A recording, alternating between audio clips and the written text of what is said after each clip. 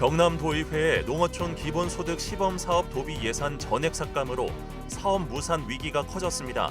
남해군은 예결위 심사 결과에 촉각을 곤두세우며 사업 추진 의지를 밝히고 있습니다. 하동군 보건의료원 기공식에 군의회 불참과 예산심의 파행으로 군과 의회의 갈등이 표면화했습니다. 양측은 예산심의와 정책대화 일정 문제로 평행선을 걷고 있어 향후 협의가 주목됩니다. 진주시와 박대철 의원실이 국립현대미술관 진주관 기본 설계비 3억 원을 2026년 정부 예산에 반영했다고 밝혔습니다. 4년 유치 노력 끝에 남북권 문화 중심지로 도약할 청신호가 켜졌습니다. 정부가 첨단 산업 전력을 위해 함양 등 서부 경남에 초고압 송전 선로를 건설하고 있습니다. 농촌 주민들은 환경 피해 우려와 불평등 문제를 제기하며 반발하고 있습니다. 진주 중앙지하도 상가는 2017년 새 단장했지만 여전히 30% 넘는 공실률을 보이고 있습니다. 진주시의회는 유휴 공간을 청소년 문화창작 플랫폼으로 조성해 상가에 활기를 불어넣자는 제안을 내놨습니다. 시청자 여러분 안녕하십니까? SCS 뉴스인타임 시작합니다. 농어촌 기본소득 시범사업 도비 예산이 도의회 상임위에서 전액 삭감됐습니다. 향후 예결위 문턱마저 넘지 못하면 사업은 멈춰설 수밖에 없는데요. 사업 무산 위기감이 고조되고 있는 가운데 남해군 역시 도의회 최종 판단에 촉각을 곤두세우고 있습니다. 김동엽 기자의 보도입니다. 농어촌 기본소득 예산을 삭감하는 이 회의에 저는 참여할 수 없습니다. 불참하도록 하겠습니다. 여러분들의 현명한 선택을 부탁드리겠습니다. 남해를 지역구로 둔 류경환 경남도의원이 회의 중 자리를 뜹니다. 3일 열린 경남도 농정국 소관 예산안 심사에서 농어촌 기본소득 도비 부담분 126억 원 전액이 삭감되자 회의 불참을 선언한 겁니다. 이날 상임위에선 사업을 둔 우려가 쏟아졌습니다. 당장 과도한 지방비 부담과 지역 형평성 문제 발생, 재원 마련에 따른 기존 사업 축소 등이 지적됐습니다. 경남도가 이미 도비 부담분 18% 지원을 확약한 상태에서 정부로부터 이보다 상향된 30% 지원을 강요받고 있다며 향후 재정 여건 악화가 예상된다는 겁니다. 경남도청은 사실 1조 원의 부채를 보유하고 있습니다.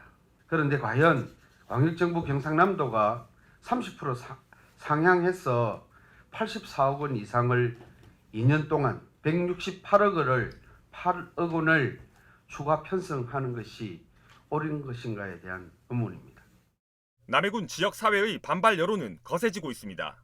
사업 시행에 대한 기대감으로 무너졌던 인구 4만 선이 다시 복구되는 등 지역 곳곳에 변화가 감지되는데도 사업 실효성이 낮다는 지적은 현실을 제대로 파악하지 못한 판단이라는 겁니다.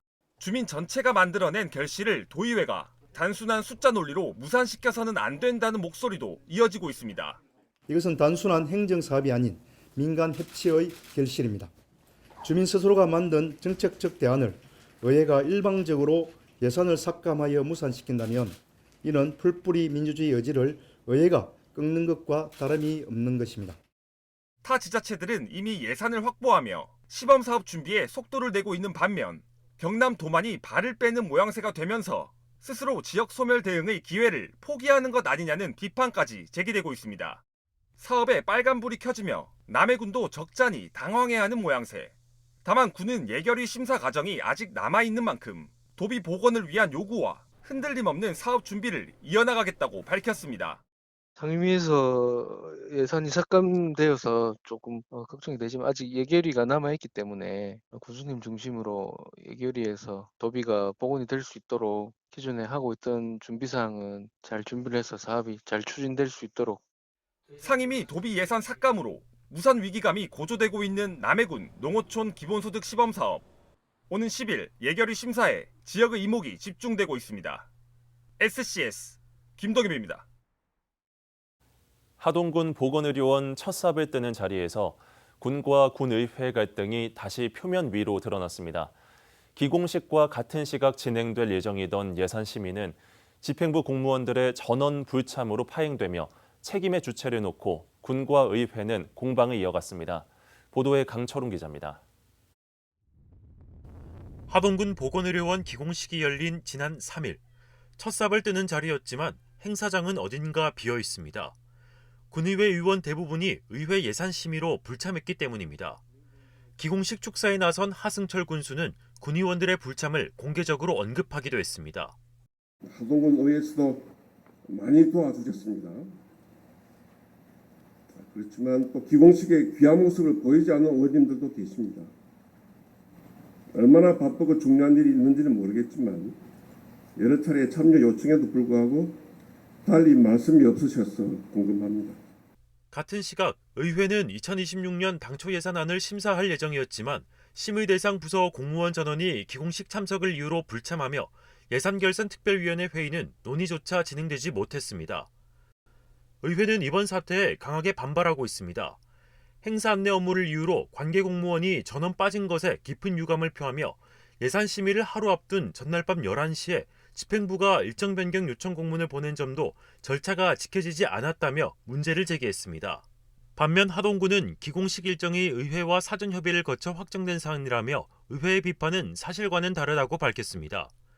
군은 의장이 12월 3일 개최에 동의했고 1000여 명이 참석하는 대규모 행사여서 현장 공무원 배치는 불가피했다고 설명했습니다. 기공식 직전까지 이어진 정책간담회 개최 시점 갈등도 분위기를 냉각시켰습니다. 하 군수는 지난달 24일 SNS를 통해 예산안을 심사하는 정례회 이후 간담회를 하자는 의회 회신은 이해하기가 어렵다며 정례회 이전 대화를 재차 요구했습니다. 반면 의회는 정례회 일정과 절차를 존중해야 한다며 간담회는 예산 심의 이후 논의하자는 기존 입장을 유지하고 있습니다. 보건의료원의 첫 삽을 뜨는 자리였지만 행사장 밖에서는 예산 심의 파행과 불참 논란이 겹치며 군과 의회의 갈등이 다시 한번 표면 위로 드러났습니다. 예산안 심사와 정책 논의가 이어지는 정례회 기간, 양측이 어떤 방식으로 대화를 복원할지 하동군정의 다음 흐름을 지켜볼 필요가 있습니다. SCS 강철웅입니다. 국립현대미술관 분관 진주 유치에 대한 기대감이 커지고 있습니다. 내년도 정부 예산에 진주관 기본 설계비 3억 원이 확보됐기 때문인데요. 남경민 기자의 보도입니다. 올해 초 정부가 국립현대미술관 권역별 분관 배치 계획을 밝히자 유치전에 나섰던 지자체들. 서부 경남에선 지난 2021년부터 공을 들여온 진주시가 다시 도전장을 냈습니다. 진주시는 남부권 문화시설 부족과 지역문화 균형 발전 필요성을 명분으로 기존 시설물 활용을 통한 사업비 절감을 강점으로 내세워 정부와 국회를 설득해 왔습니다. 이런 가운데 진주관 건립 기본 설계비 3억 원이 진주시와 지역구 의원의 공조 끝에 내년도 정부 예산에 최종 반영되며 분관 유치의 청신호가 켜졌습니다. 분관을 유치하는 지역이 너무 많다 보니 국회 심의 과정에서 난항이 컸던 게 사실입니다.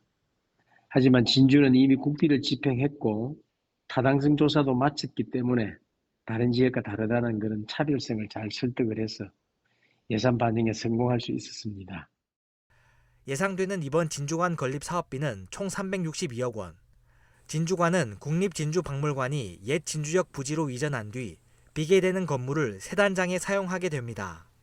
문체부가 내년 기본 설계 용역에 나서면 진주시는 건립비 확보와 전시 콘텐츠 개발 등 후속 절차에 집중한다는 계획입니다. 한국 채색화의 흐름이라든지 또 거기에 콘텐츠를 어떻게 채울 것이냐에 대한 토론도 우리 진주시 자체적으로도 좀 해서 그 내용들을 문체부에 건의를 해서 반영이 될 수 있도록. 국비 확보로 기대감이 커지고 있는 국립현대미술관 진주관 설립. 다만 진주관과 국립진주박물관 모두 2028년 개관을 목표로 하고 있는 만큼 우선 차질 없는 국립진주박물관 이전이 관건이 될 전망입니다. SCS 남경민입니다. 첨단 산업을 추진하는 지역에 전력을 공급하기 위해 정부가 송전선로 건설 사업을 적극 추진하고 있습니다. 농촌이 각종 피해를 끌어안고 혜택은 도시가 본다는 반발도 지역마다 잇따르고 있는데요. 특히 모든 읍면이 초고압 송전선로 건설 대상에 포함된 함양 지역의 반발 기류가 커지고 있습니다. 김현중 기자의 보도입니다. 한국전력은 지난 2023년 광양 신장수 구간에 34만 5천 볼트의 초고압 송전선로를 신설하겠다는 계획을 세웠습니다. 이 구간은 전남 광양에서 충북 진천까지 있는 4개 노선 중 하나인데 호남에서 생산한 전력을 첨단 산업 추진으로 대량의 전기가 필요한 지역에 공급하기 위한 사업입니다. 송전선로가 통과하는 12개 지자체 가운데 9곳이 군지역. 농촌이 소음 등 생활 불편, 환경 훼손과 건강 우려까지 다 떠안는데 혜택은 도시가 본다는 지적이 전국적으로 잇따르고 있습니다. 국책사업이란 명분 아래 오직 일부 기업 또는 도시민을 위해 농촌지역 주민들을 희생시키는 장수 군민으로서는 도저히 용납할 수 없는 사업 추진이다. 서부 경남의 함양과 하동, 산청도 사업 대상지입니다. 특히 함양의 경우 수도권으로 전력을 공급하는 신장수, 무주 영동 구간에도 포함됐는데 최근 반발이 본격화되고 있습니다. 주민하고 그다음에 뭐 집행부, 뭐 의회 이리 소통을 해서 반대 투쟁위원회를 뭐 구성하든가 자관 우리 뭐 한두 개 예를 들어서 뭐 지나가는 걸 어쩔 수 없다 치더라도 뭐 전체적으로 다 지금 송전탑이 들어오는 거는 함양군은 국립공원을 피해 송전선로를 설치해야 하기 때문에 실제 사업 진행은 쉽지 않다는 입장입니다. 우리 군을 지나가려고 하면 한전 입장에서는 사업성이 완전 떨어지는 사업이 될 수밖에 없기 때문에. 하지만 지리산 초입인 지안제에도 송전선로가 설치돼 있고 국가 사업인 만큼 예외가 적용될 가능성도 제기되고 있습니다. 군은 돌발 변수에 대비해 주민 대표와 담당 공무원으로 이뤄진 입지선정위원회에서 우려를 지속 전달하겠다고 밝혔습니다. 한편 전문가들은 반도체와 2차 전지 등 고전력 첨단 기업의 70%가 수도권에 집중된 현실이 문제라며 세제 혜택이나 전기요금 차등제를 통해 기업의 지방 투자를 유도할 필요가 있다고 강조합니다. SCS 김현준입니다. 시설 노후화로 2017년 새 단장을 마쳤지만 여전히 높은 공실률을 보이고 있는 진주 중앙지하도상가. 활성화를 위한 노력에도 이렇다 할 변화는 없는 실정입니다.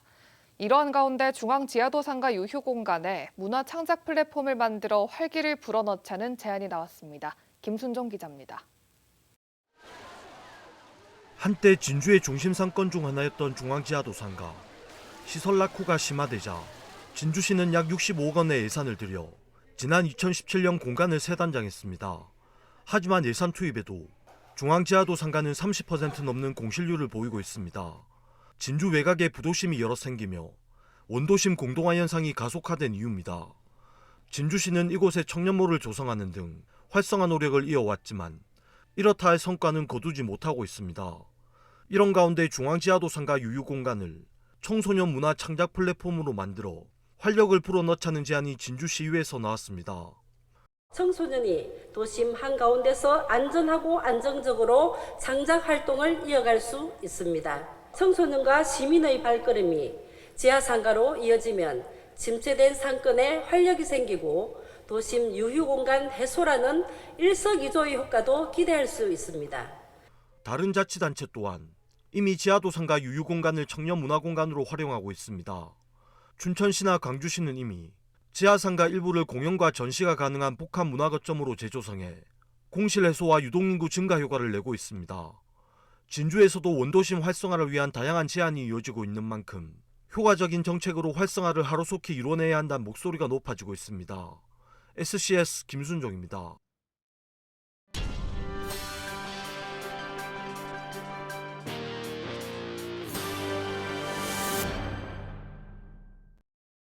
사천 남해하동 지역구 서천호 국회의원이 우주항공 수도와 남해안 관광 중심 등 지역 현안 사업 추진을 위한 국비 2,127억 원을 정부 예산에 반영시켰다고 밝혔습니다.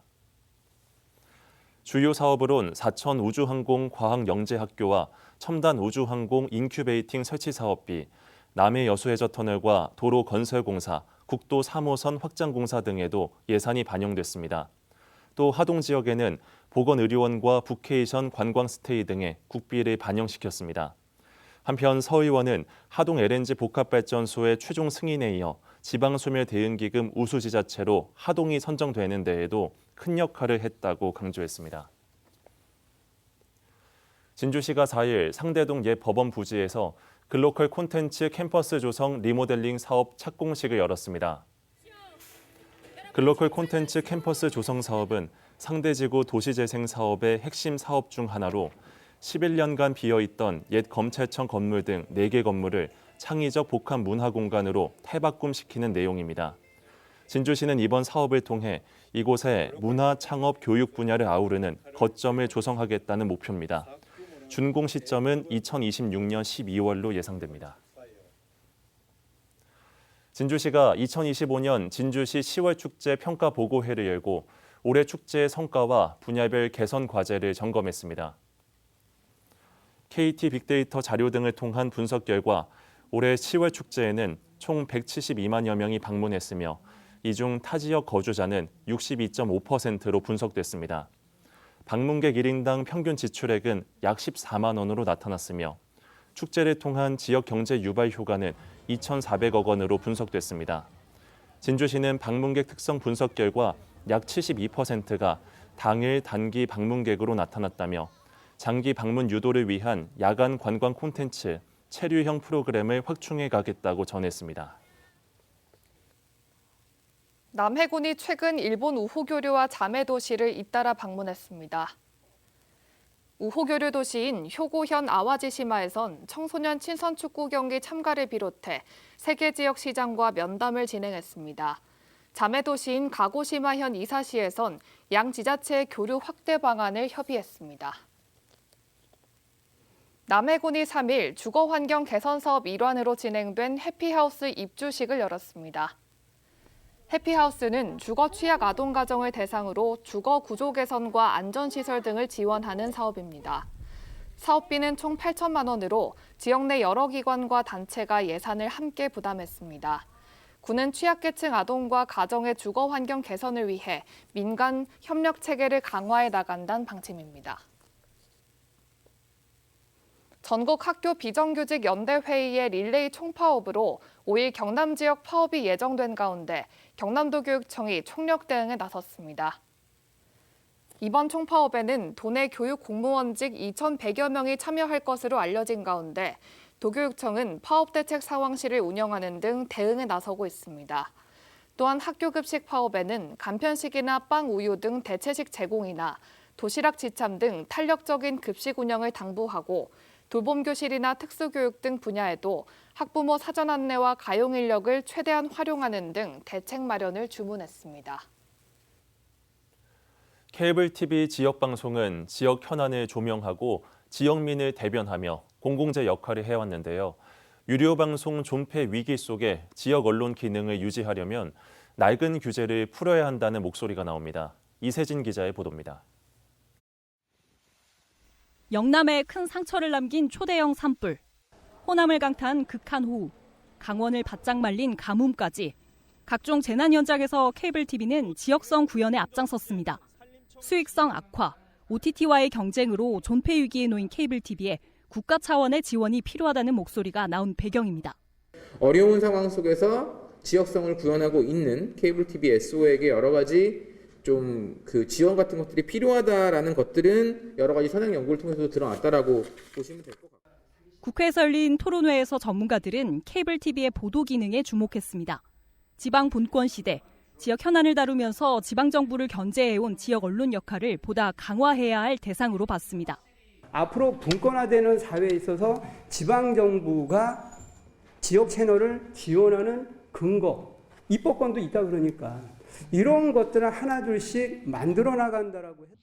지역 방송으로서의 법적 지위를 인정해 그에 맞는 지원이 뒤따라야 한다는 지적도 나왔습니다. 그 영업이익의 160%를 넘어서는 방발 기금도 지금 부담을 하고 있는 상황이거든요. 경영난이 이어지고 있고 이에 따라서 지금 지역 채널이 많이 위축되고 있는 그런 상황으로까지 연결되고 있는 그런 상황이기 때문에 이런 문제들, 제도적 보완점들이 좀 논의를 통해서 좀 검토. 정부 관계자는 지원 필요성에 공감하면서도 반대 의견에 대한 우려를 내비쳤습니다. 다만 토론회를 주최한 정치권은 케이블 TV만에 대체할 수 없는 공적 기능에 초점을 두고 정책 지원이 이루어져야 한다는 입장입니다. 상대적으로 큰 단위의 지역 언론이 있고 조금 더 세분화되어 있는 작은 단위의 지역 언론이 있습니다. 둘은 공존해야 하고 공존할 수 있어요. 그런 해법을 찾는 것. 그게 오늘 토론의 목적이고 이후에 제가 노력할 방향입니다. 케이블 TV의 위기는 단순히 한 업계의 위기가 아니라는 게 전문가들의 공통된 의견. 지역 풀뿌리 민주주의와 지역 언론 생태계를 지키려면 이제라도 케이블 TV에 대한 제도적 지원이 뒷받침돼야 한다는 제언입니다. 헬로티비 뉴스 이세진입니다. 지난 3일 정오쯤 진주의 한 초등학교에서 30대 중반의 학부모 A씨가 야구 방망이를 소지한 채 교사를 협박한 사건이 일어났습니다. 신고를 받고 출동한 경찰은 A씨를 이미 동행한 뒤 특수협박죄 혐의로 입건했습니다. A씨는 자녀가 학교 폭력에 연루된 이유로 이 같은 행동을 한 것으로 알려졌습니다. 경남의 환경단체들이 산청군 단성면 자양교 일대 제방정비공사로 천연기념물 서식처 파괴가 우려된다며 군의 재발 방지책을 촉구했습니다. 이들은 4일 경남도청 브리핑룸에서 기자회견을 열고 해당 지역은 천연기념물과 멸종위기 야생생물의 서식처지만 환경저감 장치 없이 공사를 진행했다고 주장했습니다.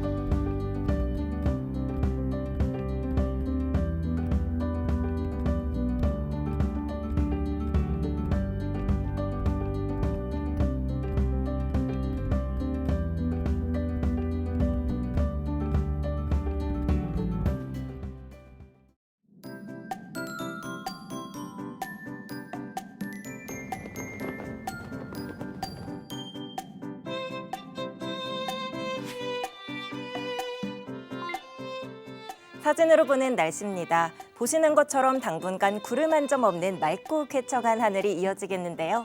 다만 건조한 날씨도 계속될 것으로 예상됩니다. 건조하고 강한 바람이 부는 요즘 사소한 부주의로 화재가 발생하기 쉬우니까요. 사용하지 않는 플러그를 뽑아주시고 전열기기를 사용하실 때는 반드시 조심해 주시기 바랍니다. 이어서 지역별 날씨 살펴보겠습니다. 금요일 하늘은 대체로 맑겠는데요. 다만 서부 경남 전 지역 최저 기온이 영하권으로 떨어지겠고 최고 기온도 한 자릿수를 보이는 추위가 계속되겠습니다. 전국적으로도 대체로 맑거나 구름 많은 가운데 몸이 절로 움츠러드는 한겨울 추위를 보이겠습니다. 최저 기온은 서울과 세종 영하 6도 그리고 영하 5도로 출발하겠고 한낮 최고 기온은 3도에서 9도 분포 예상됩니다. 남해 동부 앞바다도 하늘은 종일 맑겠는데요. 물결은 약간 높게 일겠고 바람은 강하게 불다 오후부터 조금씩 약해지겠습니다. 이어서 삼천포 기준 조석표 살펴보겠습니다. 물때는 8물, 만조 시각은 밤 9시 11분, 간조 시각은 오후 3시 11분 예상됩니다. 사천공항 날씨 정보입니다. 금요일 오전 9시 기준 구름 조금 지나겠는데요. 우리 지역에서 서울 김포로 가는 첫 번째 항공편은 오전 11시 5분 예정돼 있습니다. 삼천포역의 운항 정보입니다. 제주도에서 삼천포로 오는 배는 오후 2시 30분에 출발하겠습니다. 주간 날씨입니다. 토요일에는 최저 기온이 영하 7도까지 떨어지는 맹추위가 찾아오겠는데요. 이후 기온은 조금씩 올라가겠지만 그래도 영하권을 오르내리는 추위는 계속되니까요. 충분한 난방을 통해 보온에 신경 써주시는 게 좋겠습니다. 지금까지 기상정보였습니다.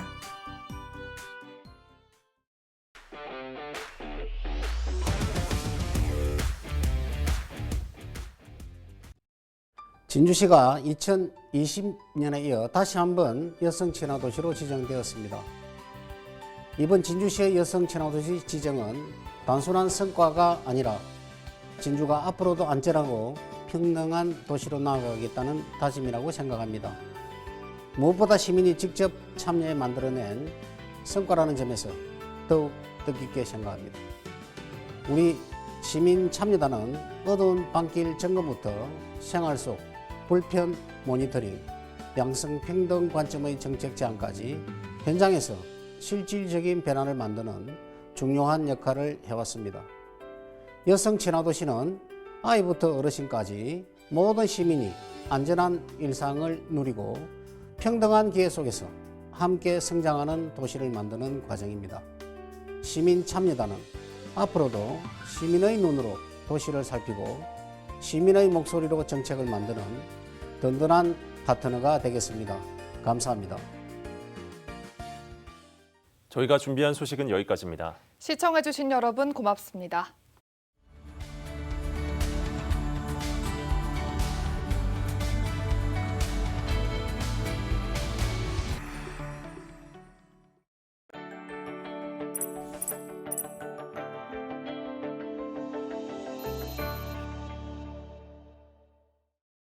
오늘 소식 도움이 되셨나요? 서경방송을 구독하시면 우리 지역의 중요한 소식들 가장 먼저 확인하실 수 있습니다.